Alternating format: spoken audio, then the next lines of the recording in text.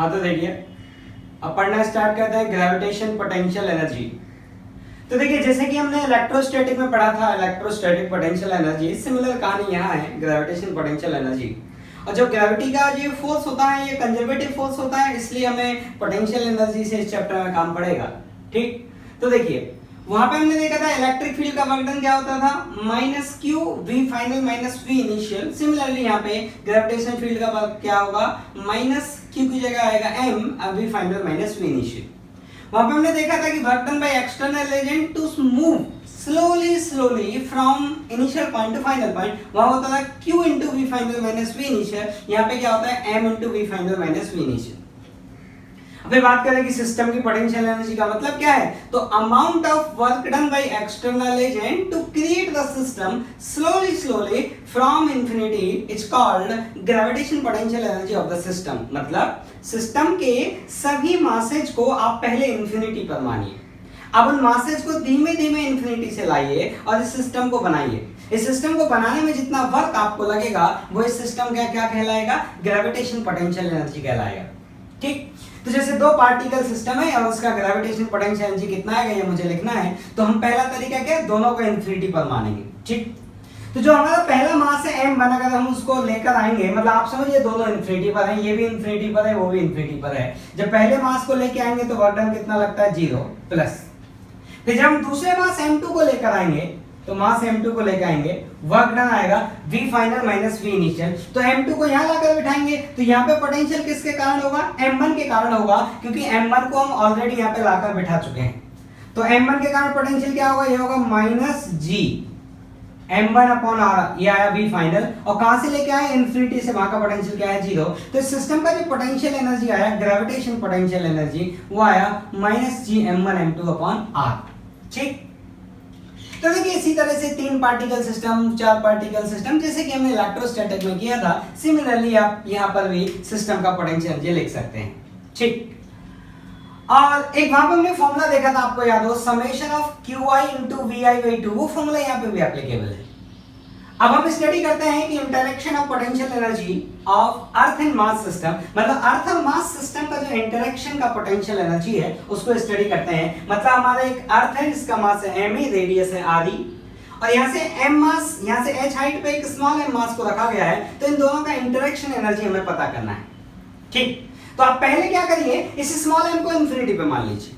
अब आप सोचिए आप इस स्मॉल m को इंफिनिटी से लेकर आए तो आपको वर्क करना पड़ा होगा, कितना वर्क करना पड़ा होगा आपको करना पड़ा होगा m इंटू, मैं आपको यहाँ लिख के दिखाता हूँ कितना वर्क आपको करना पड़ा होगा, वो करना पड़ा होगा m इंटू v फाइनल, फाइनल पॉइंट का पोटेंशियल वो कितना आएगा, minus G M E upon R E plus H, और इनिशियल पॉइंट का पोटेंशियल कहां से लेकर आए, इंफिनिटी से।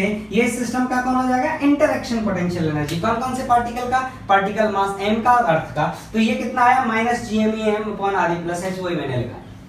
अब आप सोचो आपका मास अगर यहाँ से h हाइट पर है तो इंटरेक्शन पोटेंशियल एनर्जी को मैंने u बोला, वो कितना होगा, h की जगह क्या पुट कर देंगे, h इतना हो जाएगा। अब सोचो आपका मास यहाँ नहीं होता, आपका मास यहाँ नहीं होता, यहाँ नहीं होता और यहाँ होता, मतलब यहाँ होने की बजाय अगर मास आपका यहाँ होता तो हाइट का वैल्यू आप क्या यूज करते, h भी, तो उसको मैंने u भी पोटेंशियल एनर्जी बोला इतना। अब आप सोचो कि अगर ये मास को मैं यहाँ से यहाँ तक लेकर गया तो इस सिस्टम की पोटेंशियल एनर्जी में चेंज आया, और इस सिस्टम की पोटेंशियल एनर्जी में जितना चेंज आया उतना वर्क मुझे करना पड़ा, तो पोटेंशियल एनर्जी का चेंज मैं कैसे लिखूंगा, uv माइनस ua, इतना मुझे वर्क करना पड़ेगा जितना इसकी पोटेंशियल एनर्जी में चेंज आएगा। तो ये इसकी पोटेंशियल में चेंज, तो सिंपली आप देखें मैंने uv लिख दिया, ua लिख दिया। अब मैं आपको फर्दर कैलकुलेशन करके दिखाता हूँ, तो देखिए कितना आया। तो जो सब में कॉमन है उसको मैं बाहर कॉमन निकाल देता हूं, तो G M E M upon ये कॉमन है, ये बनेगा यहाँ पे plus R E plus H, 1 upon ये R E plus H B, या इसको एच ए लिख सकते हैं। ठीक, इसको सॉल्व करिए तो ये आया आपके पास जी एम ई एम, ऊपर आएगा आपके पास H B minus H A, और नीचे आएगा R E plus H A into R E plus H B. अब बड़े ध्यान से सुनिएगा, अब मैं एक अजम्पशन ले रहा हूं, मेरा अजम्पशन ये है कि जो ये एच ए है ये आर ई से बहुत कम है, और जो मेरा एच बी है ये भी मेरा आर ई से बहुत कम है। तो इसको मैं सिंपली क्या लिख सकता हूं, नीचे आर ई, तो जो मेरा चेंज इन पोटेंशियल एनर्जी आया डेल्टा यू, वो किसके बराबर आया, वो आया G M E upon R E का square into small M into H B minus H ई।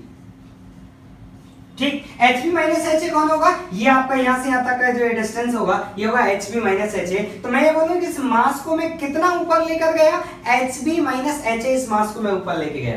तो डेल्टा यू का जो वैल्यू आया, चेंज इन पोटेंशियल एनर्जी का जो वैल्यू आया वो कितना आया। अब देखो ये कौन हुआ, G at surface G M E upon R square, तो ये कितना आ गया, M G H B minus H.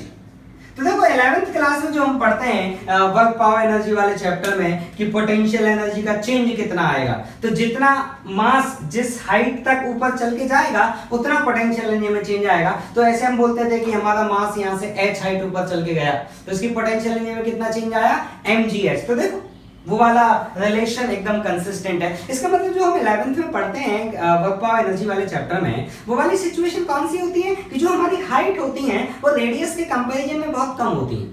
तो जब हमारी हाइट रेडियस के कंपैरिजन में बहुत कम होती है तो हम क्या करते हैं, जो स्मॉल g होता है उसको कांस्टेंट मान लेते हैं। तो देखिए मोर और लेस बात वही हो गई, ये आ गया आपका g, ये हो गया आपका m और ये कौन हो गया आपका hb माइनस ha। ठीक, चलिए